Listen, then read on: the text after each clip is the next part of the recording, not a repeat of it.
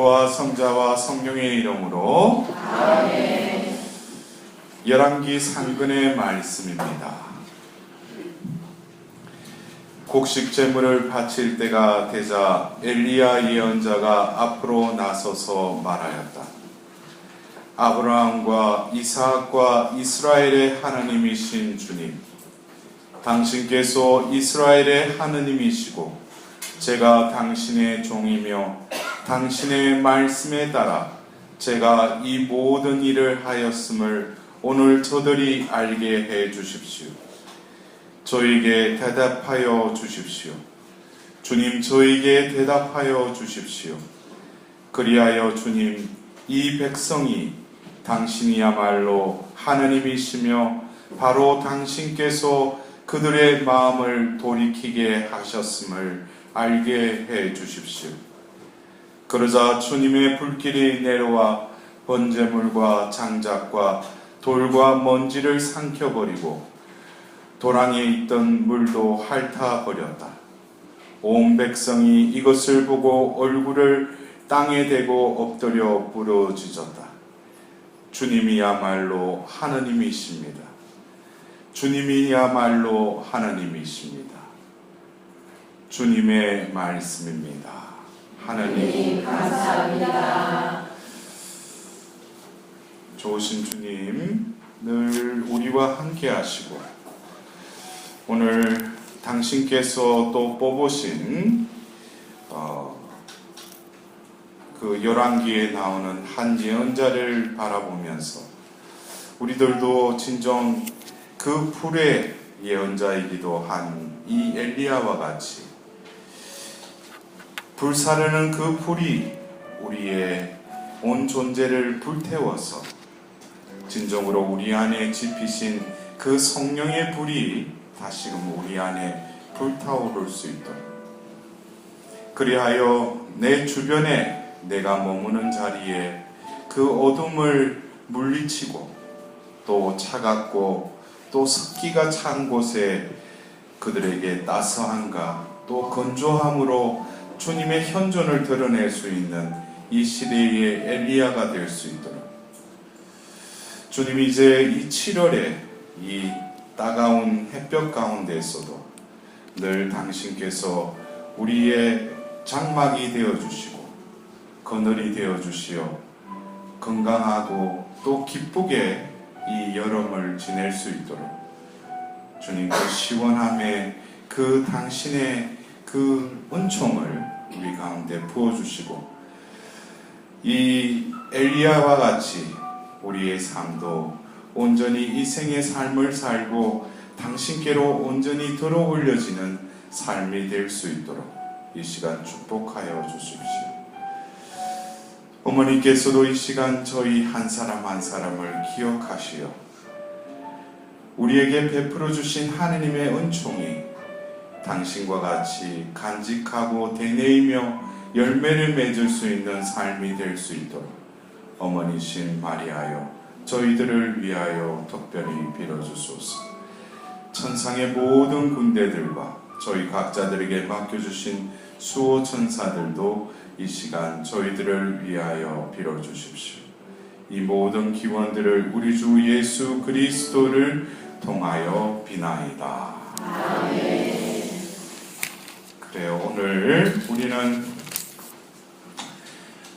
구약에 하나님께서 이스라엘 백성들을 또 이렇게 선택하셔서 그 민족을 이렇게 이끌어 가시는데, 원래 이스라엘 백성들은 신정국가죠. 하나님이 직접 통치하시는 그 민족이죠. 백성이죠. 그래서 하나님께서 처음에 어떻게 보면은 판관기 전에 여호수아와 또 모세가 나오는데 그 모세의 그 역할을 보면은 전쟁이 없을 때는 또 그 백성들의 어떤 판결사로 재판관으로 또 했다가 또 그리고 하나님으로부터 법을 받아서 그들에게 법을 다시금 가르치는 또 그런 역할을 하고, 또 어떤 전쟁 시에는 그 군대를 인솔하고 지휘하는 그런 역할을 했죠. 그래서 이것이 어떻게 보면 지금 우리 나라의 어떤 삼중 직무와 같이 입법부, 사법부, 또 행정부 이 삼중 직무를 모세는 한 사람으로서 다 이걸 한 거죠. 그리고 그것을 여호수아에게 넘겨줬고 결국 여호수아가 죽고 나서 바로 판관기회를 통해서 하느님은 판관들을 세우신 거예요. 그래서 이 판관들은 특징이 뭐냐면은 제가 조금 전에 말씀드린 이 삼중 직무를 혼자서 다 할 수 있어요. 왕으로, 사제로, 또 예언자로 이렇게 그 삼중 직무를 한 사람에게 그 직무를 다 주신 거예요. 근데 결국 그 이 판관은 또 특징이 뭐냐면은 세습이 안 돼요. 예? 기드온 또 세습을 하려고 했다 그 아들에 의해서 분란이 일어나지만은 이 판관은 하나님께서 그 시대 때 그 백성들이 또 죄를 짓고 악순환 속에 있을 때 그들이 부르짖을 때 하나님이 또 그 판관을 세워주셔요. 그래서 판관을 통해서 그 하나님께서 또 몽둥이를 썼던 이방 민족들을 또 쫓아내고 다시금 평안한 시대가 되면은 판관은 자동스럽게 뭐예요? 물러나는 거예요. 근데 그 판관 시대가 끝나고 이제 그 사무엘 어떻게 보면 사무엘은 그 판관이면서도 또 예언자였고 또 제사장이었죠. 근데 그 백성들이 사무엘에게 와서 우리에게도 왕을 세워달라고 그러자 그 열왕기 사무엘 상건에 이제 비로소 하나님께서 이들이 나를 대드는 것이다 하면서 그들에게 그냥 왕을 세워주라고 그래요. 그러면서 이게 그 신정국가에 있어서 그 왕이 서는 어떤 왕정 정치로 이렇게 바뀐 것 같지만은 이 이스라엘 백성들은 그 말 그대로 하나님이 선택한 백성이기 때문에 왕은 뭐예요? 그 말 그대로 하나님이 왕을 통해서 일을 하시는데 사울은 어떻게 해가지고 그 하나님 마음에 들지 못했어요? 왕은 왕직만 수행해야 되는데 자기가 사제직까지 넘나본 거예요. 자기가 제사를 드린 거죠. 예? 그래서 사무엘이 왜 이런 것을 했냐 그러니까 자기가 기다리다가 지쳐가지고 그냥 자기가 제사를 지냈다. 그래서 하나님은 분명히 왕은 왕직만 수행하라는 거예요. 그래서 그 사울은 마음에 안 들어서 결국 내쳤죠. 그러나 그 다윗이 그 왕으로서 그 이스라엘 온 그 12지파를 이제 명실상부 왕이 됐는데 결국 이 왕의 역할은 하나님의 뜻을 이루는 것이죠. 예. 그래서 이스라엘의 역사가 이제 왕을 이제 세우면서 이제 그 이방 민족들과 같이 왕을 세우지만 그 왕이 하나님께 충실한 자들은 하나님께 제사를 드리고 하나님 뜻에 따라서 하는 왕. 근데 그 왕이 이제 다윗으로 인해서 끝이 나고 솔로몬 때도 영화 부귀를 다 누리다가 어떻게 돼요? 결국 죽고 나서 그 아들에 의해서 반란이 일어나면서 결국 왕의 어떤 이 하나님께서 왕을 세우신 그 의도대로 결국 뭡니까? 그들이 나를 대들기 위해서 왕을 세워달라고 한 것이다. 그래서 로보암과 여로보암에 의해서 북쪽 이스라엘과 남유다로 이렇게 갈라지게 됐는데 결국 남유다도 이 다윗의 길을 간 그 왕들이 몇몇 안 되죠, 그죠? 예. 그리고 북쪽 이스라엘은 두말라야. 왜냐하면 처음부터 여로보암부터 이게 길을 잘못 들었었기 때문에.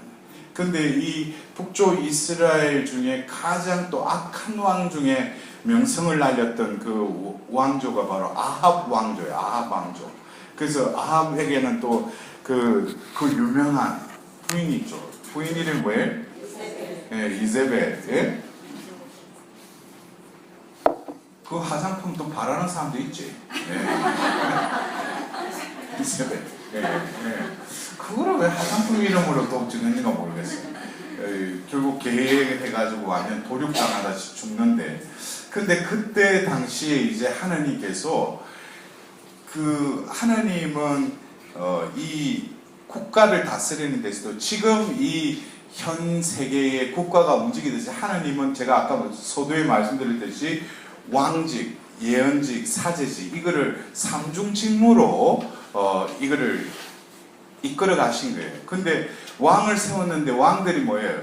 하나님 뜻대로 움직이지 않죠. 그래서 이제는 예언자의 시대가 이제 또 시작이 돼요. 그리고 이 그 바빌론의 유벨가 끝나고 와서 느헤미야, 에즈라 그 시대 때는 다시금 성전을 재건하죠, 그죠? 그러면서 다시금 부활한 것이 제사장 제도가 또 부활을 해요. 그러니까 그 이 이스라엘의 역사를 보면은 왕 제도가 또 이렇게 한번 이렇게 일어났다가 왕들이 하나님 뜻대로 살지 못하니까 하나님이 누구를 보내셔요? 예언자를 보내셔요. 근데 예언자의 말을 또 못 듣고 결국 그들이 유배를 가죠.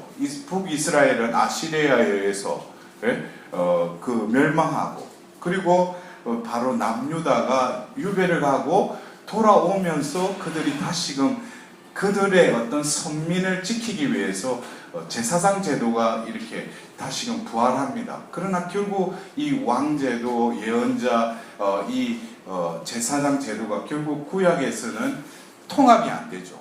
예. 그런데 그 결국에는 예수님을 통해서 바로 왕이요, 사제요, 또 예언자로서의 그 삼중직무가 통합이 이루어집니다.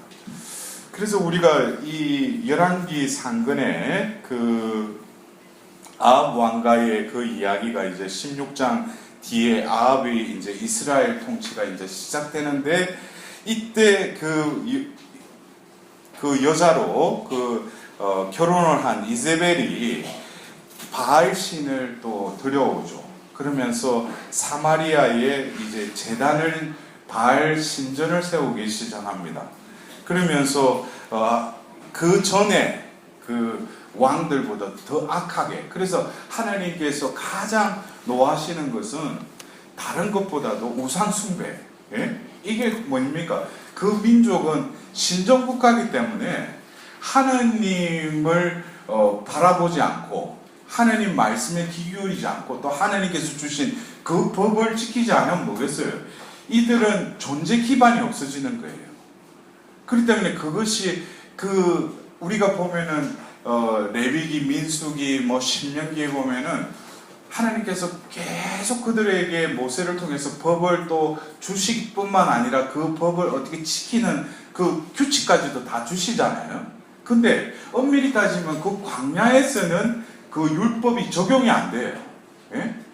근데 하나님이 결국 이들이 가서 살아야 할 곳은 뭐예요? 바로 약속의 땅, 그 가나안 땅이죠. 그러니까 가나안 땅에 가면은 이미 7 부족이, 이방 민족들이 자리 잡고 있다는 거예요. 그러니까 하나님은 그걸 보고 그들을 그 곳에 가서 살다 보면은 우상을 그들은 이미 뭐예요? 섬기고 있다는 거죠. 특히 보면 바알신, 아세라신, 남신, 여신 이래가지고 그 어떤 성적인 그 심볼을 보면은 그래서 아세라 여신상 같은 경우는 이 젖가슴을 여러 개를 이렇게 만들든지 아니면 난근을 크게 만든다든지 이래서 그들이 가서 보니까 이 이스라엘 백성들은 그 광야에서만 지나다가 들어갔죠. 들어가서 보니까 이들은 보니까 하는 짓거리도 없고 또 보니까 신전에 가니까 오만 짓거리를 다 하는 거예요. 거기 보면은 그 제사드리는 남자, 여자가 있는데 이 보니까 창남, 창녀로 돼버린 거예요. 그러니까 그 우상 앞에서 뭐예요? 성행위를 하는 거예요. 근데도 그게 그렇게 하면 곡식을 많이 넣게 해주고 제때에 비를 내려주고 그런다니까 이 이스라엘 백성들 보니까 신기한 거예요. 자기들은 매번 보면 그 법을 지켜야 되고 안식의 규정을 지켜야 되는데 이들은 보니까 그냥 그렇게 하는데도 살아가는 거예요. 그래서 혹시나 했는데 결국 그게 빠져들어가는데 결국 이 결혼에 있어서 이 솔로몬도 결국에는 하나님께 지혜를 다 받았지만 결국 뭡니까? 이 여자를 잘못 드리는 바람에 왜냐하면 그 이방 그 딸들을 이렇게 결혼을 하면서 그 여자들이 뭐예요? 신을 데리고 오죠. 그러니까 처음에는 성전까지 다 짓고 보면은, 근데 솔로몬의 그 성전 기도가 어떻게 보면 예언이 돼버린 거예요. 어떻게 보면은 자기들이 축복해달라고 하는 그 기도보다는 뭡니까? 자기들이 제일 지으면은 성전을 향해서 기도할 때 자비를 베풀어 달라고. 그 저주에 관한 기도를 더 많이 바치죠. 성전을 봉헌하면서. 그거는 이미 솔로몬이 영에 의해서 이스라엘의 그 앞 일을 다 본 거예요, 이미. 예? 근데 결국 다시 돌아와서 하나님께서 보시니까 결국 이 백성들이 우상 숭배뿐만 아니라 더 악하게 살아가니까. 근데 이 아합 왕가의 이 상황, 어떻게 보면은 그 시대뿐만 아니라 지금 이 시대가 어떻게 보면은 무늬만 교회 종탑만 많이 세워지고 또 매년 세례받고 신자는 생기는지 모르지만은 결국 우리 신자들이 결국 살아가는 모습을 보면은 이것은 과거의 그때보다도 더 악하다는 거예요. 예? 결국에는 주일날 주일미사 참여하고 안 하고 이것보다도 평상시의 삶이 어떻는가? 예? 여러분들 어떠셔요? 그 주일날 1시간여 동안에 그 주일미사 참여하고 나서 평일미사, 여기는 보니까 평일미사 매번 이렇게 가시는 분들도 적지 않은가 본데, 근데 일주일에 한 번 미사를 우리가 간다고 치면은 24시간 7일 해가지고 그 1시간 딱 신자로서 그 주일미사 참여하고 나머지 시간에 어떻게 사는지 자기에게 한번 물어보셔요. 과연 내가 하나님 백성답게 살아가는지, 하나님 말씀을 갈급하고 하나님 은총에 자신을 어떻게 의탁하면서 살아가는 나머지 시간을 어떻게 살아가고 있는지. 그렇다면은 우리들도 그 이스라엘 백성들이 선민으로서 가나안 땅에 하나님께서 그들을 이끄셨고 그 땅을 차지하게 해주셨지만 결국 그들의 삶은 선민으로서의 삶을 살지 못했다는 거예요. 그래서 하나님께서 이제 기라세 티스베에 사는 티스베 사람 엘리야를 이렇게 부르시죠. 그러면서 첫 임무가 뭡니까?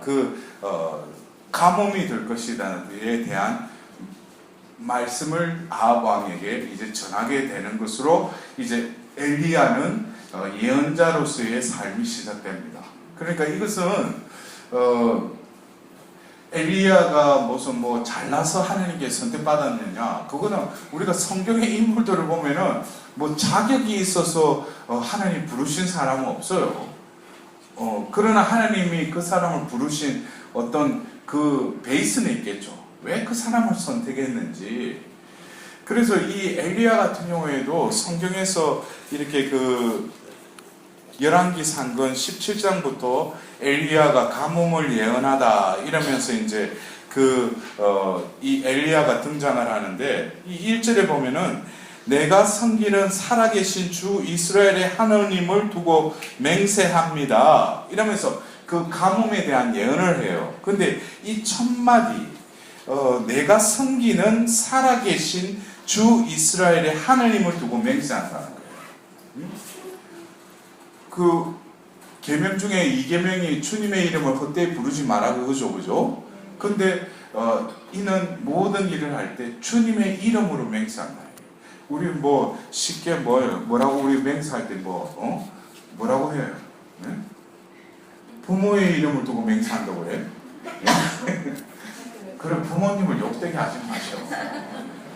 저도 부모님을 참 욕되게 한 적이 많은데, 그러니까 이 한 말씀, 어떻게 보면 엘리야가 첫 이 성경에 등장하면서 하는 이 첫 기절의 말씀 보더라도 이가 하나님에 대한 열정이 있었구나. 그리고 하나님을 우선시하구나. 그리고 유인물에 보면은 19장 10절에도 저는 주 만군의 하나님을 위하여 열정을 다해 이래 왔습니다. 그 다음에 열왕기 하건의 1장 12절에도 내가 하나님의 사람이면 하늘에서 불을 내려와 너와 내 부와 신명을 삼켜버릴 것이다. 내가 하느님의 사람이라면. 근데 우리가 어떤 사람을 이렇게 부를 때 자기가 그 단박에는 알 수는 없지만 어떤 뭔가가 나를 사로잡는 거예요. 예? 저도 제가 세례를 받고 뭐 성당에 왔다 갔다 한 척만 했죠. 근데 하나님 때가 되어서 어떤 그 아가스에 나온 그 호세아스의 빈들로 저를 부르셔가지고 헷가닥 해버린 거예요. 제가 그때 제가 생각하니까 뭐예요, 쉬웠어.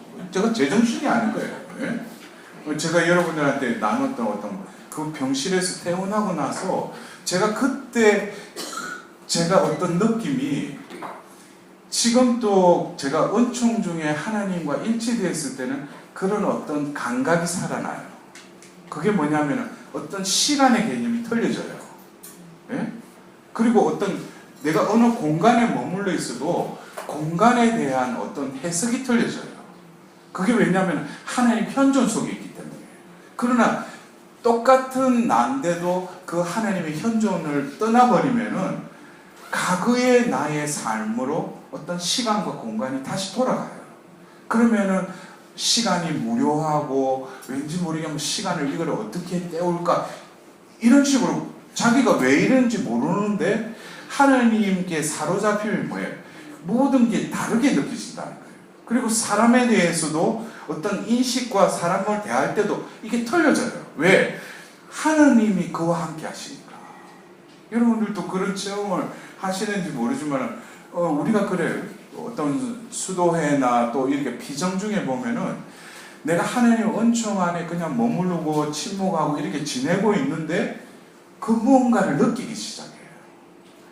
제가 신학생 때 미국의 그 토마스 모튼 7층산 지은 그 토마스 모튼 신부님이 계셨던 그 게셋마니 트라피스트를 해가지고 켄터키주의 그 트라피스 수도회에서 한 달 정도 피정을 한 적이 있었어요.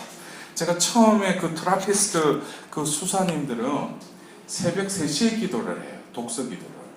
그리고 7시 되면 꺾기도 해가지고 그게 아바스가 있어가지고 그 수도사들이 이렇게 방으로 갈 때 보면 그 마지막에 이렇게 강복을 주고 갈 때 보면 머리박에다가 성수를 뿌려서 이게 보면 이게 거룩한 죽음을 맞이하게끔 이러면서 해가지고 머리 뒤집어 쓰고 이래가지고 그리고 새벽 3시에 일어나가지고 또 어두컴컴한 데 가서 그때부터 독서기도 해요. 그 보면 앞에 스탠드불을 하나 놓고 어떤 수도사가 가서 거기서 기도하고 또 그레고리안 성가로 보면 이렇게 기도를 해요. 이게 가대가 있어가지고 그 제가 그때 가가지고 나도 한번 따라해야 되겠다 해가지고 근데 제가 뭐 삶의 리듬이 그랬잖아요. 새벽 3시에 일어나서 어떻게 기도를 해.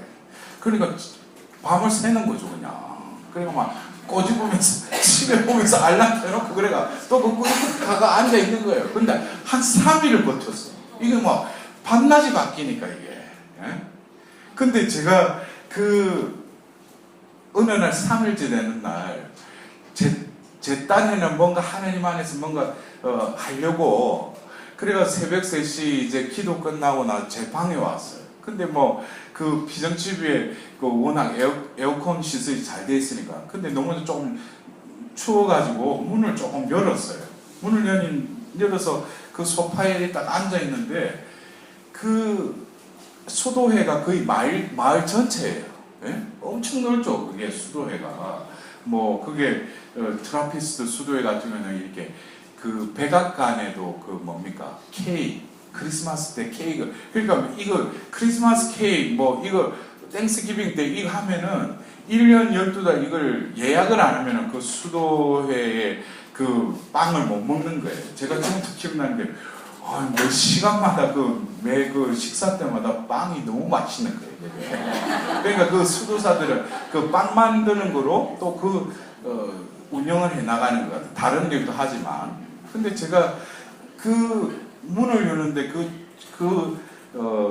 창문 사이로 바깥에 열기가 이렇게 들어오는데 제가 에어컨 밑에 있다가 그 문을 여는데 그 바람이 들어오는데 그게 어떤 하나님의 현존으로 느껴졌어요. 그냥 문 열어놓고 그냥 이럴 수 있는데 그 순간에 하나님께서 함께 하신다는 거. 예?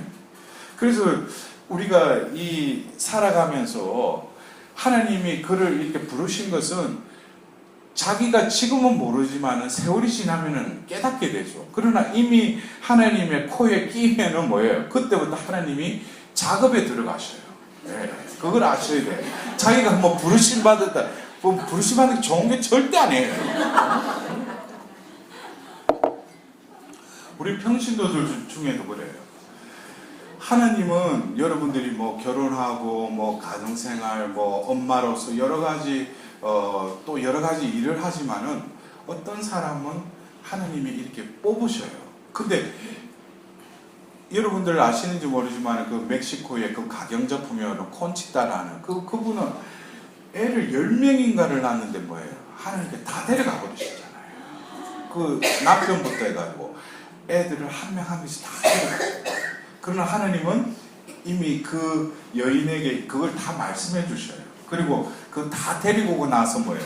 하나님께서 그 여인에게 이루시기를 또 말씀하셔요. 그러니까 이게 참 남편뿐만 아니라 자식 10명을 잃는다는 게 그게 얼마나 고통스럽겠어요. 그래서 제가 말씀드린 게 하나님께 부르심 받는 게 그게 순탄한 삶은 이제 끝이라는 거예요. 예. 그래서 이 엘리야 같은 경우에도 이런 그 열정, 하나님께 대한 열정. 근데 제가 이렇게 찾아보니까 티스베라는 기라스 티스베시라는 이곳은 산악지방이에요. 그러니까 우리가 조금 상상해 보면은 거울린 얼굴에 좀 힘줄이 나온 어떤 건장한 어떤 한 남자가 아니었겠는가. 그러나 조금 이렇게 단순한, 왜냐면 그 삶을 보면은 그래요. 좀 그런 게 있어요. 단순, 무식한. 예. 그래서 하나님께서 일단은 그 엘리야를 선택하셔서 일단 예언케 하셔요. 그리고 그 다음에 이제 수련으로 들어갑니다. 그래서 그 요르단강 동쪽에 있는 크릿 시내에 숨어 지내라 하면서 이제 그를 이렇게 트레이닝 시키시는 거예요. 그래서 제가 여러분들과 함께하는 이 성경의 인물들은 그냥 생애를 보는 게 아니라 어떤 관점? 하나님이 옛사람으로 부르셨는데 하나님이 일을 시키는 그게 하나님의 주된 목적이 아니에요. 우리가 볼 때는 어떤 때는 내가 나에게 이런 일을 맡기셨지. 그것은 하나님이 하신다면은 저 산도 이 산으로 금방 옮겨요. 근데 그 사람을 왜 선택하는가? 그것은 사랑에서죠. 근데 왜 사랑을 어떻게 드러내시는가? 그 존재를 변화시키는 것이 하나님의 그 목적이라는 거예요. 그래서 우리가 어떤 경우에는 교회 안에서 봉사자로서 열심히 하고 나름대로 하는데 몇 년 못 가서 뭐예요? 교회를 떠나는 사람도 있어요. 완전 진이 빠져가지고 또 사람들 그 틈바구니에서 또 이렇게 분쟁이 일어나고 그것 때문에 교회를 떠나는 사람들도 있어요. 근데 그것은 중요한 것은 우리가 부르심 받은 것은 하나님이 나를 구원하기 위해서 부르신 거예요. 일만 냅다 시키려고 부르신 게 아니에요. 그래서 우리가 내 존재를 성화시키기 위해서 나를 구원에 합당한 자로 단련시키셔서 변화시키기 위해서 나를 부르셨다는 것을 우리는 깨달아야 돼요. 그래서 여러분들이 그래요. 여러 모임에 가면은 여러 그 모임의 성격에 따라서 강의나 이런 걸 듣고 내가 그게 맞춰서 내가 그렇게 변화되는 그런 변화 말고 우리는 하나님과의 인격적인 관계 속에서 그분이 전지전능하시다 그러면은 그 전지 앞에서 우리는 무지하고 전능 앞에 우리는 무능한 자로 계속 나를 낮추고 이러다 보면은 뭐예요? 어느 순간에 그 트레이닝을 끝내고 나면 어떻게 돼요? 그 후에는 그 과정을 겪은 이들은 그 과정을 어떤 사람에게는 유예기간처럼 허락하셔요. 근데 그거를 많은 영혼들이 뭐예요? 그거를 통과하지 못해요. 그러니까 제가 이번 얼마 전에 예수 성심 대축일 날 제가 그 강론을 이렇게 묵상을 하면서 그래요. 많은 사람들이 예수님 마음을 담게 해달래. 여러분들 그런 기도 받으셨잖아. 예수님 마음을 담게 해달래. 말도 안 되는 소리야 그게. 왜? 예수님 마음은 신의 마음이에요. 그 신의 마음을 인간이 죄악에 지배하여 있는 내가 보면 예수님은, 이거는 어떤 면에서 있잖아요. 우리가 차 기름으로 따지면 개소린하고 디젤이에요. 이거는 성분 자체가 틀린 거예요. 내가 어떻게 예수님 마음을 닮을 수 있어요? 이거는 말도 안 되는 소리예요. 근데 우리가 예수님 마음을 어떻게 닮을 수 있는가? 그러면서 제가 그날 저에게 와닿았던 말씀 한 구절이 보면은 필리피서 2장 5절의 말씀이었어요. 예수 그리스도께서 지니셨던 그 마음을 여러분 마음으로 간직하십시오 그랬어요. 그러니까 여기서는 필리피서 2장 5절의 말씀은 예수님 마음을 내가 어떻게 하면 닮을 수 있을까? 제가 지금 말씀한 트레이닝이라는 게 어떤 외적으로 그 사람, 우리가 어떤 세상적으로 운동선수 기록을 나기 위해서 트레이닝하는 그런 트레이닝이 아니라는 거예요. 결국 제가 어제도 여러분들에게 올려놓은 그 따름이라는 것도 예수님이 나를 따라라 한 거하고, 주님 제가 따르겠습니다 했던 이 따름은 똑같은 뉘앙스인 것 같아도 그 본질이 틀린 거예요. 결국 예수님이 나를 따라라, 이것은 내 꽁무니 쫓아 따르는 그 기간도 필요하죠. 그러나 궁극적으로 예수님이 나를 따라라는 것은 결국 기리신 분이 몸소 내 안에 머무시면서 내가 이끄는 대로 너는 뭐예요? 그냥 따르기만 하면 되는 거예요. 그러니까 이게 어떤 면에서 존재를 건드리지 않으면 이 따름이라는 문제는 뭐예요? 내가 예수님을 타자해서 끊임없이 예수님을 따라가는 것을 따름인 줄 알아요. 그러나 우리가 이 성삼위의 이 경륜을 통해서 결국 하나님은 뭡니까? 하늘에 계셨다가 땅에 오셨을 뿐만 아니라 우리의 존재를 성화시키는 주체가 되어서 우리 안에 임하신다는 거예요. 그래서 그분이 길질이 생명이셔서 그분이 몸소 나를 주도하며 주체가 되겠다는 거예요. 그러면 나는 뭡니까? 이때까지 내가 주체로 해서 살아왔던 그 인간을 바오로 사도의 용어로 한다면 옛 인간이에요. 그러나 하나님을 만나고 하나님 체험을 한 사람들은 저 사람이 어떻게 바뀌었는가, 그걸 어떻게 속을 해부할 수도 없고 그 사람이 어떻게 바뀌었는지 어떻게 알 수 있어요? 바뀐 삶을 바라보면 돼요. 저 사람이 말을 어떻게 하는가, 저 사람 삶이 어떻게 살아가는가, 이렇게 어느 기간을 두고 관찰해보면 알아요. 그 사람이 이제는 말을 자기 생각대로 말하지 않아요. 그리고 자신의 삶도 뭡니까? 자기가 계획 세우고 자기 뜻이 없어요. 근데 사라지는 거예요.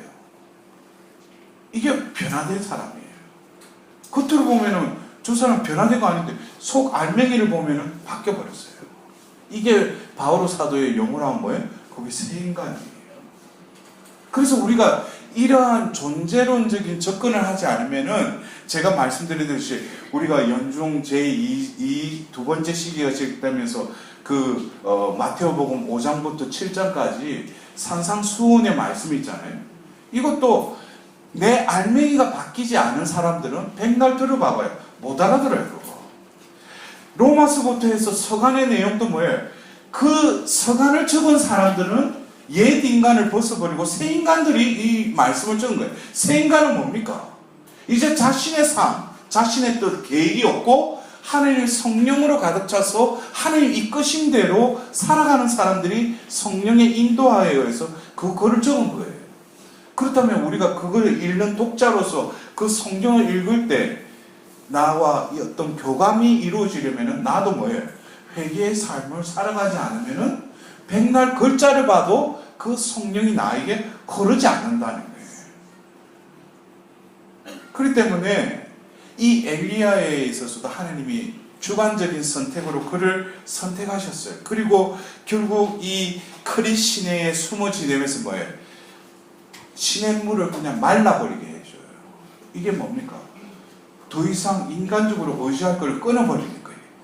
그리고 뭐예요? 까마귀가 가서 먹이를 먹여주는 거예요. 이때부터 뭘 트레이닝하는 거예요? 자기가 이때까지 살아왔던 패턴들, 자기 식대로의 어떤 사고방식, 이런 것들 뭐예요?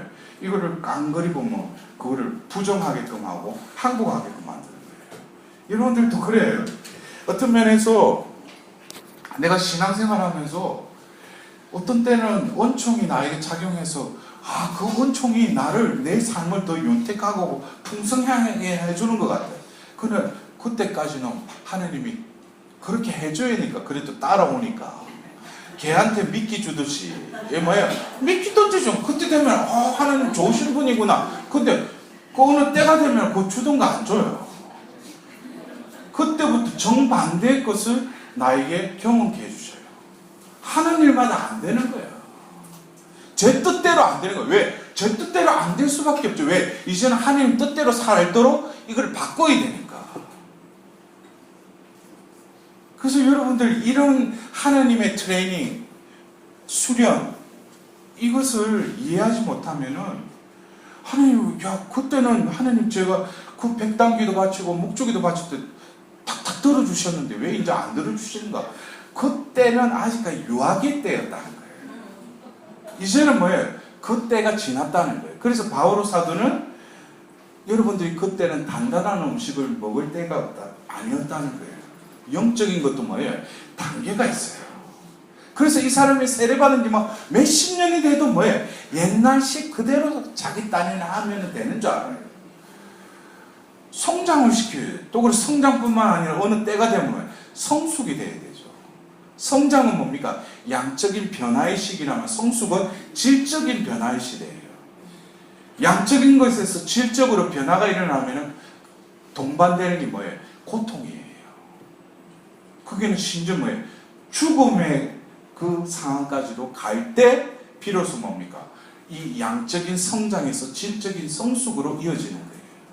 그래서 우리가 신앙인들도 이렇게 보면은 집단에는 본당에서 맡고 봉사 직책 맡다 몇 마디 해보고 이렇게 이야기해보면은 알아요. 이 사람은 성장은 많이 되는데 성숙이 안 돼서 알아.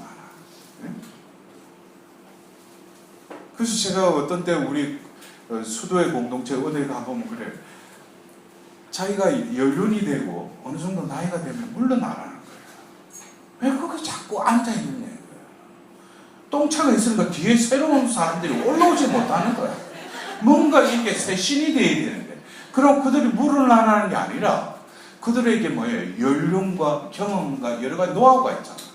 그러면 앞에 안 나서도 뒤에서도 그 데모처럼 진짜 거느리고 옆에서 기도해주는 이웃집 할머니처럼 그냥 그들을 위해서 계속 위로해주고 힘을 붓던 그런 어떤 역할이 더 중요한 거죠. 공동체에는 그런 사람들이 필요해요. 그냥 연륜이 있다 이거 매번 그 사람이 한 번 회장은 영원한 회장이가 끝까지 그 사람 회장님 그번 때 회장님 그래요. 어떻게 보면 이런 그 교회에서도 이런 수직적인 이런 구조가 어떻게 보면 하나님 백성의 공동체에 있어서는 여러 가지 성령이 이끄시는 정의와 평화와 사랑이 흐르는데 장애물이 되는 거죠. 그래서 자신도 사인을 받았으면 그만두셔. 왜 고에서 돌아와 질질 짜면서 자기 딴에는 그동안에 얼마나 열심히 했는데 그거 하나님 사인이야. 네? 그때는 물러나셔 그냥. 네? 우리가 다시 돌아와서 이 수련을 통해서 예수님께 하나님께서 이제 엘리야를 이제 생활 패턴도 바꾸는 거예요. 그러면서 이제 사렙다의 가보한테 또 꼭 가라고 그래요. 근데 가서 보니까 이 두 사람들이 이제 죽을 판인데 그 예언을 하죠. 그러면서 너희들은 이 항아리에 이제 밀가루하고 거기 기름이 떨어지지 않을 것이다 그랬는데 그 기한은 그 아들이 죽게 하죠. 근데 엘리야가 또 그 아들을 살리잖아요. 그러니까 이런 것들이 우리가 어떤 수련에 있어서는 하나님께서 그를 일을 시키는 기보다는 그 영혼을 다듬는 거예요. 조각하는 거죠. 모난 것은 깎아내고. 그래서 우리가 그런 부분을 안다면 어떤 때는 낯설 때가 있어요. 물러날 때 이런 어떤 그것을 자기가 알아요. 그래서 우리가 왜 피정을 해요? 피정이 리트리트 뒤로 물러나가는 거잖아요. 다시는 그게 대해서 내가 하나님이 나를 왜 부르셨는가, 그리고 이제 내가 해왔던 또 다른 일을 위해서 내가 머무는 시간이 필요한데 계속 활동하다 보니까 이게 사람이 하나님 부르신 거와는 다른 그걸로 이렇게 삐딱하게 딴 데로 가버리는 거예요. 그래서 이 수련을 통해서 하나님께서는 다시금 그 부르신 그 엘리야를 다시금 이렇게 내면적으로 이렇게 훈련을 시키시고 나서 이제 결국 엘리야가 해야 될 일은 여러 가지가 있었지만 그 시대에 뭡니까? 하나님을 저버리고 바알신, 아세라 신을 섬겼던 그 민족들을 다시금 되돌리기 위해서, 그래서 이제 어느 정도 수련을 끝나고 나서 뭐예요? 이제 가르멜 산으로 이끄시는 거예요. 그러면서 그 850명의 450명, 400명의 그 거짓 예언자들과 이제 담판을 또 대결을 하게 되는 거죠. 근데 여러분들 이 열왕기 상관 그 18장 20절부터 나오는 이 카르멜 산에서의 이 어떻게 보면 영적인 그 담판, 이거 볼 때 엘리야가 얼마나 배포가 늘었는지. 예? 그러니까 하나님은 그 사람에게 어떤 그런 씨앗은 하나님 뿌리셨죠. 그리고 그 열매도 하나님께서는 이미 그 사람을 통해서 맺으실 열매도 이미 다 작정하고 알고 계시죠. 근데 그거를 배가하는 거, 여러분들 그래요. 말은 우리가 그 하늘나라에 비유할 때 좋은 땅은 30배, 60배, 100배 열매를 맺는다 그랬잖아요. 그러니까 주님 이왕이면 100배를 해달라고. 여러분들 왜 예수님이 30배, 60배, 100배라고 그랬을까요? 똑같은 씨앗이라도 하나님은 분명히 이 씨앗을 통해서 100배, 100배보다 더한 열매를 맺기를 원하셔요. 근데 어떤 사람은 30배, 60배, 100배 이 등급을 매겨놓은 것은 결국 우리가 신앙생활도 그래요. 많은 이들이 아직까지도 자기가 뭘 하면 하나님께서 응답으로 열매 맺게 해주신다고 생각해요. 여러분들 자기에게 그런 식으로 사는 사람 아직까지 뭐예요? 깨닫지 못한 사람이에요. 그 하느님 나라의 비유를 그 씨 뿌리는 비유에 예수님 말씀하셨는데, 결국 그 내 유형의 그 땅은 뭡니까? 내 마음의 어떤 유형일 수도 있죠. 상태일 수도 있죠. 그런데 여기서 자꾸 이거는 뭐예요? 이 비유의 말씀을 한 예수님의 의도와는 다르게 내가 그 비유를 내가 해석하려고 그래요. 그래서 내가 돌밭이다, 내가 가시덤불이다, 지가 보면은 판단을 해. 그리고 뭐예요? 좋은 땅이 되게 해달래. 이거는 시금방스러운 하나님께 요구를 하는 거예요. 땅이 뭐 내가 돌밭이면 돌밭일 따름이지. 가시덤불이 어떻게 좋은 땅이 될 수 있어요? 그거는 내 권한 영역의 밖이라는 거예요. 하나님께 그럴 때 내가 돌밭이든 가시덤불이든 좋은 땅이든, 좋은 땅은 뭐가 이렇게 우리가 말하는 뭐 이렇게 갈구고 비료 많이 주고 해서 그런 좋은 땅이 아니라, 진정한 좋은 땅은 뭐겠어요? 하나님께 완전히 맡겨드리는 그 영혼. 응? 자기가 자꾸 뭐예요? 거기서 자기가 열매 맺게 해달라고 해요. 땅은 할 수 있는 게 아무것도 없어요. 경작하는 사람이 돌을 걸러내고 잡초를 뽑지 않은 안에는 좋은 땅이 될 수가 없어. 여기서 뭡니까? 하느님 나라라는 것은 하느님의 주재하에 모든 것이 움직여지는데, 그것에 완전히 그 하느님 나라의 운용 원리를 깨달은 그 우리 존재가 땅의 존재라면 뭐겠어요? 완전히 하나님께 그냥 내가 돌밭이든 가시덤불이든 좋은 땅, 그거는 나와 여하든 상관이 없어. 그러나 뭐예요? 내가 돌밭이다, 이 가시덤불이다, 이거를 그 돌이든 어떤 가시덤불의 가시든 그거를 내가 인정을 하고 내가 알아들어야 돼요. 그리고 그것을 하나님께 고백해야 돼요. 그리고 하나님께 의탁할 때 서서히 내 땅이 뭐예요? 하나님이 경작하시는 거예요. 그래서 우리가 예수님의 그 열매 맺지 않는 그 무화과 나무, 그것도 뭐예요? 그 비유의 말씀에도 그 소작인이 뭐라고 해요? 주인한테 그러죠. 올 한 해만 유예기간을 달라고 그러잖아요. 내가 학을 파서 걸음을 주겠다고. 이게 10원 뭐예요? 하느님이 다 그거 예비하시고 하신다는 거예요. 내가 할 수 있는 거는 그분께 의탁하고 봉헌하고 이 방법밖에 없는 거예요, 이게. 근데 거기서 자꾸 내가 하려고 하는 거예요. 그래서 이제 엘리야가 어느 정도 이렇게 트레이닝이 되고 나서 뭐예요? 아주 배포가 커졌다는 건 하나님 영역이 이제는 자신을 이제 차지하셨다는 거죠. 그러니까 도랑에 물을 더 부으라고 해가지고 이제 그들이 보면 쩔룩쩔룩거리면서 하는데도 딱 해가지고 하나님께 제가 서두의 시작 기도에 그 기도를 딱 바치잖아요. 어떻게 해요? 불이 갑자기 내리죠. 그 상황을 기도는 하는데 혹시 내가 이렇게 기도했는데 불이 안 내리면 어떻게 하나? 그 거짓 예언자들이 다 보고 있는데, 근데 이게 어떤 면에서 믿음을 뛰어넘는 거예요. 우리가 바라는 것, 보이지 않는 것, 그것이 뭐예요? 실체의 보정이라고 히브리서 11장 1절에 나오잖아요. 어떻게 바라는 것이 이루어진다고 우리가 어떻게 확정을 해요? 보이지 않는 실체에 대해서 우리가 어떻게 보정을 해요? 이거 뛰어넘어야 된다는 거예요, 이게. 그래서 제가 그렇죠.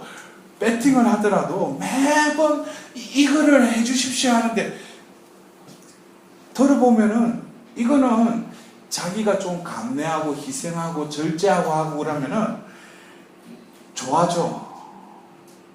자기가 좀 더 충실하고 노력하면은 좋아져. 이 상황은 그걸 가지고 배팅을 하지 말라는 거예요.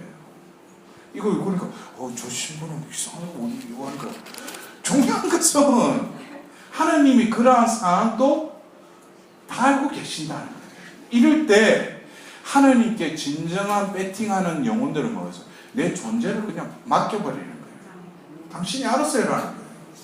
그럼 하나님이 그게 바로 아브라함이 이삭을 그냥 바쳐버리는 거죠. 그래서 머리 짜가지고 이거 25년 만에 어렵게 이 자식을 얻었는데 또 커가는 모습에 마음이 다 빼앗겨가지고 이렇게 막 하는데 보면 번제물로 바치라는 거예요. 누가 바치겠어요? 그날 밤새도록 생각도 안 하지. 그날 밤에 그냥 나가서 천막 밖에서 주님 감사하다고. 이때까지 이제 이거로 우리는 이제 종지부 찍자고 없던 걸 하자고.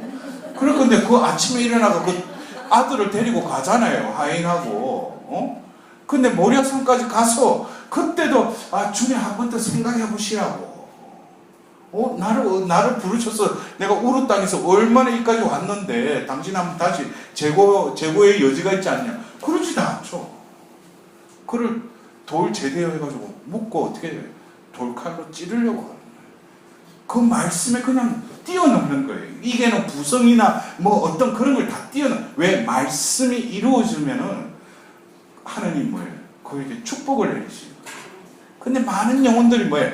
그 자기 한계를 하나님 한계인 줄 알아.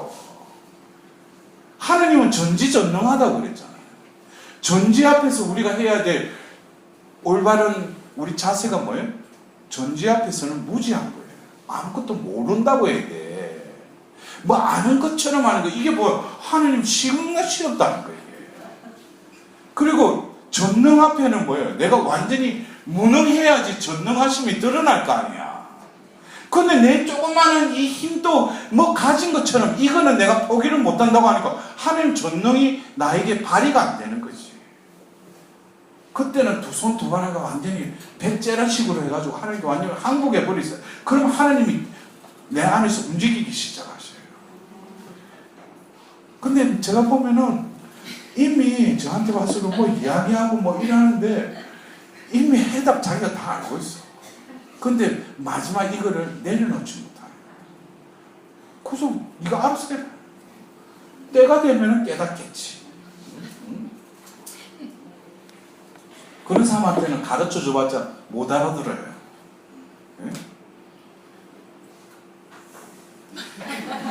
그래서 이 시험이라는 것이 여러분들 그래요. 우리가 볼 때는 엘리야가 그 거짓 예언자들을 다 어떻게 보면 보란듯이 하나님을 드러냈잖아요. 근데 아직까지 인간은 인간일 뿐이에요. 이러한 일이 있고 나서 뭐예요? 뒤에 이제벨, 그 유명한 이제벨. 그러니까 우리에게 있어서 하나님께서는 어떻게 보면은 하나님을 또 우리가 볼 때는, 눈으로 볼 때는 저 사람이 제발 없었으면 좋겠어. 하나님 일을 하는 데는 저 사람 때문에 안 되는 것 같아. 그런데 하나님은 그것도 허락하셔요. 결국에는 뭡니까? 그 일이 중요한 게 아니고 이 영혼을 성화시키기 위해서. 그래서 여러분들 파우스티나 성녀 그 일기를 보면은 자신이 일어났던 일도 이렇게 다 적는데 예수님이 또 그런 말씀을 하시잖아요. 너가 장상하고 동료 수녀들한테 핍박당하고 오해 살 때 난 기쁘다 그러는 거예요. 아니 그게 뭐가 기쁜 상황이 안 되지. 남에게 보면 핍박당하고 그러는데 예수님이 오히려 기쁘다 그래요. 왜 그래? 네 영혼이 성화되기 때문에. 근데 우리는 여러 평범한 사람들은 뭐예요? 그것 때문에 기도도 못하는 거죠. 그것 때문에 성당 가면은 보면 와차 분심 속에 혹시 그 자매 또 왔는가 싶어서 그 사람으로 인해서 성화시키려고 하는데 자꾸 그게 걸려 넘어지는 거예요. 예? 예? 어떤 면에서 이 이세벨을 통해서 또 뭐예요? 엘리야가 또 도망가죠. 근데 이 도망가는 이 과정 속에서 우리가 볼 때는 엘리야가 다시 약해졌느냐. 근데 그거조차도 뭐예요? 심이 필요하다는 거예요. 그리고 그 다음 단계. 그 일만 했으면, 미션이 이제 끝났다 해가지고, 니는 이제 평상시로 돌아가라 이런 게 아니라 하나님은 그 영혼을 구원해야 되니까. 더 성화시켜야 되니까. 그러니까 이 상황은 끝까지 온 거예요. 한계 상황이 온 거예요. 그러니까 어떻게 보면 육신적으로도 피곤함과 모든 것들이 엄습해 온 거예요. 그러면서 그가 하는 말, 이제 자기 혼자 남았대. 7,000명이 있는데도. 그러니까 이 속에서는 어떤 외로움 속에 하나님 앞에 또 동정을 구할 그런 마음도 있지만, 왜냐하면 이런 일을 할 때 어떤 하나님께서 그 순간에 은총을 함께 하셔서 어떤 일을 이루게 하셔요. 근데 이루고 나서 그 다음 단계가 아주 중요해요. 바로 하나님께 가서 안식을 누려야 되는데, 또 그런 과정을 겪지 못하면은 이 사탄이 또 치고 들어와요. 그래서 우월하게끔 그 영혼을 계속 부추겨요. 나라는 존재를 자꾸 생각하게끔 한다고요. 하나님이 다 해주셨는데, 응? 그럼 진짜 내가 없었으면 이번에 이걸 못했지. 자기 위안식으로 이 피곤함과 더불어서 유혹이 들어오는 거예요. 그래서 하나님은 또 그러한 엘리야를 또 데려가시죠. 그래서 호렙산으로 가서 거기서 뭐예요? 바람과 불과 지진을 통해서, 그러나 그 불이 있고 나서 뭐예요? 조용한 가운데 이제 소리를 듣기 시작해요. 결국 이러한 과정에 머무르게 하시는 게, 하나님은 그에게 어떤 일을 시키기 위해서 그것이 아니라, 중요한 것은 뭡니까? 함께 하신다는 거예요. 하나님께서. 우리가 지난번에 삼손도 안 그랬어요. 삼손이 하나님께 완전히 귀하기 전에, 돌아가기 전에도 뭡니까? 그가 어떤 순간에는 영이 입신을 해서 그 기적을 일으키잖아요. 힘이 나오잖아요. 근데 그게 지속적이지 못하죠. 근데 결국에는 뭐예요? 두 눈을 다 읽고 완전히 자기가 몰락했을 때, 그때 다시금 자신의 존재를 하나님께 완전히 내어 맡길 때 어떻게 해요? 자기 살아 생전에 죽였던 블레셋건보다 더 많은 사람을 한 방에 다 죽여버리잖아요. 자기가 없어지면 하나님이 사신다는 거예요. 근데 많은 사람들이 자기가 살려고 하나님께 딜을 하잖아요. 그러니까 안 되는 거예요, 이 사람은. 이걸 못 깨닫는 거예요. 자기가 죽으면 하나님이 대신 살아주시는데. 근데 그것까지 자기가 살려고 그러잖아요.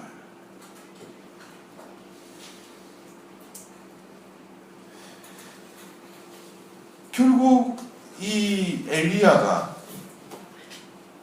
그 그 이후에 엘리야는 또 성화가 되죠. 그러면서 그 비가 내리는데 제가 참 그 엘리야 기도는 제가 할 수가 없어요. 왜냐? 이 신체 조건이 그래 안 되기 때문에. 예. 두 무릎팍에다가 울구를 묶고 이랬다는데 이게 안 됩니다. 이게 신체 조건상 안 돼, 이게. 근데 7번에 걸쳐서 기도를 하잖아요. 그 하인에게 시종에게 가서 보라고 그러고 7번을 이렇게 하잖아요. 예?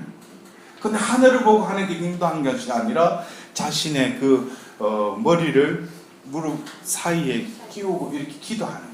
간절히 기도하는 거예요.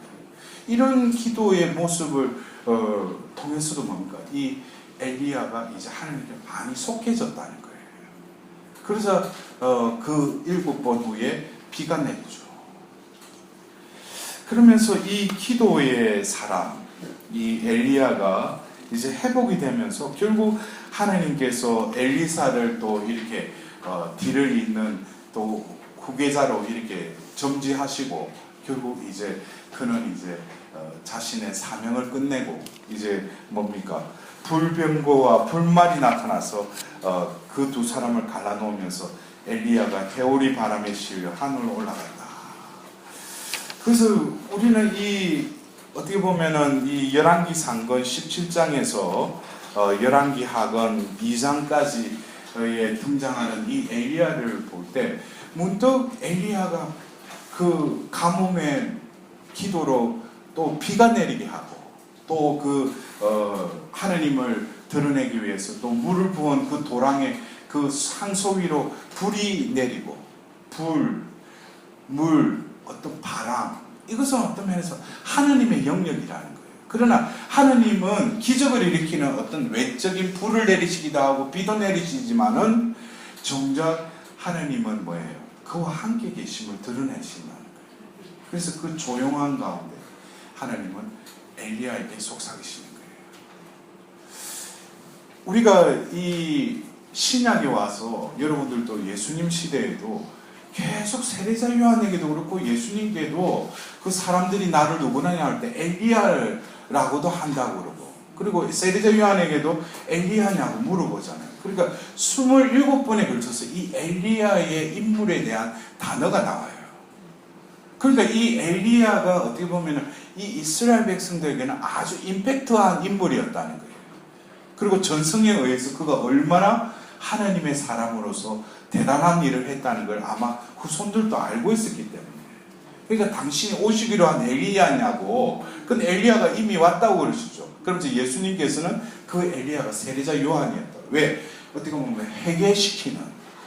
다시금 그 시대에 열왕기 시대에 그 이스라엘 백성들을 다시금 회개시키는 그 예언자로서의 엘리야가 신약에 예수님을 맞이하기 위한 그 신약의 엘리야로 세례자 요한이 와서 회개의 세례를 베풀죠. 결국 제가 아까 말씀드렸듯이 모세를 통해서 그 백성을 탈출시키시고 그들에게 율법을 내리셨다면은 이제 율법대로 살아가는 데 있어서 그들의 정신을 그들의 마음을 하나님께로 다시금 돌린 그 엘리야. 어떻게 보면 구약의 대표적인 그 인물들이 바로 예수님 그 공생애의 어느 날 타볼산에서 하나님께 만나게 해주시는 거예요. 이것은 모세, 엘리야를 통해서 이어지는 모든 것이 뭐예요? 예수님께로 다 이어진다는 것을 그들이 이제 예루살렘에 가서 무슨 일을 할 것인지를 그들이 이야기를 나눴다고 그러잖아요. 그러니까 우리가 이 구약의 성경 인물들은 다 보면 뭐예요? 결국 예수님의 어떤 면모를 드러내기 위해서 하나님께서 뽑으신 것이죠. 네? 그래서 결국 이 엘리야, 그 다음에 이 모세 때 제가 모세 그 강의할 때도 그랬잖아요. 하나님이 쎄 빠지게 일시켜가지고 다 부려먹더만 결국 가나안 땅에도 못 들어가게 하시는데 그래서 썰썰하게 보면 산으로 올라가는 그 뒷모습이 한편으로는 가엾기도 하고 그러나 하나님은 그게 끝이 아니라는 거예요. 때가 되어서 예수님과의 어떤 연면하는 그 순간. 그러니까 우리들도 그래요. 어떤 때는 모세처럼 쓸쓸히 물러날 때가 있어. 근데 자기가 뒤를 돌아보면 하느님이 나를 부르셔가지고 일만 냅다 시키고 고생만 시키고, 근데 이제 뭔가 그래가 그냥 물러나갈 거네. 근데 그 물러남이 끝이 아니라는 거예요. 하느님이 뭐예요? 하늘나라에서 예수님과 지복직간하는, 그것이 진정한 우리가 누려야 될 그 행복 아니겠어요? 그리고 엘리야처럼 그의 기도를 물도 내리고 그 비도 내리게 하고 막 불도 내리게 하는 그 엘리야, 어떻게 보면은 더 살았으면 더 영화를 누리면서 살았겠죠. 그러나 하나님 때가 되니까 뭐예요? 이제 우리가 어떤 때는 그래요. 성인 성녀들 보면은 그 젊은 나이에 하나님께서 데려가시는 분들이 있어요. 그거는 우리가 볼 때는 그 성인 성녀들이 뭐 병을 알아가지고 시름시름 하다가 젊은 나이 죽었다 그러지만, 그거는 우리 표면적인 눈이고, 하나님은 모든 걸 그 영혼을 보신다는 거예요. 여러분들 그거 아셔야 돼. 웰빙회가 뭐 좋은 거, 뭐 보약, 그거 백날 썩으면은 숨 끊어지면은 1, 2분 지나면 냄새 나는 게 우리 육신이에요. 그러나 영혼을 뭐예요? 하나님은 우리 영혼을 보시는 거예요. 그러니까 그에게 구속사적인 병을 또 허락하시고, 그 고통 중에 영혼이 더 정화되면서 결국 뭐예요? 젊은 나이에 그를 탁 데려가 버리신 거예요. 왜? 그때가 바로 하나님과의 지복직간할 영혼의 상태로 이미 성화됐기 때문에. 여러분들 그거 아시죠? 우리가 얼마 전에 그 예수회의 신학생, 알로시오, 우리가 그날 정교회가 기도하잖아요. 그의 순결함, 영적인 어떤 고결함, 우리가 순결하지 못하더라도 영적인 고결함의 은총을 얻게 돼. 20살 채 되기 전에 하는 게 데려가 버리셨잖아요. 우리가 그래요. 제가 그래서 그런 거예요. 한 해 한 해 더 나이 먹는 게, 그게 우리 편에서는 더 살고 싶죠. 그러나 우리가 가야 할 곳은 저곳인데 이 지상에다 자꾸 이 판을 벌리려고 하면 안 돼요. 언제나 떠날 준비가 되구나. 그리고 내가 왜 또 한 해를 또 지내야 하시는지. 제가 그리고 아버지 신부님이 지금 이제 87세인데 그 양반이 요즘에도 골프 치러 다녀. 그래서 현재는 너무 건강하신 것도. 근데 그분은 또 영적으로도 보면 하나님과의 교제의 삶을 사시기 때문에 그런 이야기를 하면 또 시금방스러운 거고. 근데 하나님께서 그 사람의 일이 또 남아있으면 또 연장을 시키시겠죠. 그러나 중요한 것은 뭐예요? 우리도 모세처럼 실망, 어떤 겉으로 보면 쓸쓸함, 엘리야처럼 지금이 왕성한 시대인데 또 하나님께 데려갈 수도 있어요. 중요한 것은 예수님과의 그 연면하는, 그게 중요한 거지. 이 생에서 좀 더 살고 연장하는 거, 그거 생존의 본능보다도 더 중요한 것은 우리 신앙으로 얻은 뭐예요? 영원한 생명에 대한 열정인 거예요. 그 불이 내 안에 불 붙어야죠. 여러분들 어쩌면 이제 이 7월달, 8월달, 5월달부터 벌써 요즘 이제 여름으로 해가 땀을 흘리고 근데 우리가 이 때학볕, 이 열기보다도 더 우리 안에 뜨거운 열정이 우리 마음 안에 이미 하나님께서 부어주셨다는 거예요. 그래서 진정으로 예수님께서 내가 이 세상에 불을 지르러 왔다고 그랬어요. 근데 바오로 사도가 여러분 성령의 불을 끄지 마십시오 그랬어요. 이 불은 내 옛 인간을 불살라버리고 새 인간의 그 열정으로 나를 거듭 태어나게 해서 내 삶을 하나님 영광을 위해서 온전히 불사르는 삶으로 나를 이끌어 가신다는 거예요. 여러분들 나에게 주어진 이 한 생을 내가 살기 위해서 내 바운다리에 있는 그곳을 위해서 살아가려고 한다면 어떻게 보면은 내 마음속에 아직까지 불타오르지 않는 그 불의 심지에 그 불이 진정으로 나를 한번 이렇게 불사르면서 살 수 있는 한 생이 될 수 있도록 오늘 엘리야처럼 그 기도에 불을 내리기도 했지만 결국 그 불의 불마차를 타고 회오리 바람처럼 하나님께로 올라가는 그 엘리야를 바라보면서 우리도 또 이 생에 기거하고 머무는 동안일지라도 우리 마음에 불 붙여졌던 그 신지의 하느님의 그 열정의 성령의 불이 타오를 수 있도록 또 하나님께 기도해야 될 것입니다. 우리 막스 라이라는 이 시인이 또 적은 이 그때 그 상황, 호렙산에서 있었던 상황, 찢어 삼키고 경노하는 지진, 바람, 그리고 불이 아니라 정막 가운데 조용한 음성이 들렸네.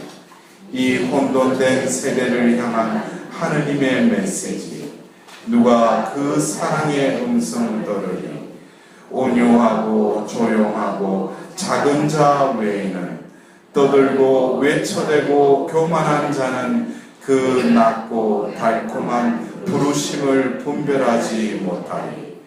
우리 육신의 투쟁 끝나야 하리. 이웃에게 하늘의 평화 가져다 주려면 고요하고 작은 음성 되어야 하리. 영광이 성부와 성자와 성령께 처음과 같이 이제와 항상 영원히 아멘. 성부와 성자와 성령의 이름으로 아멘.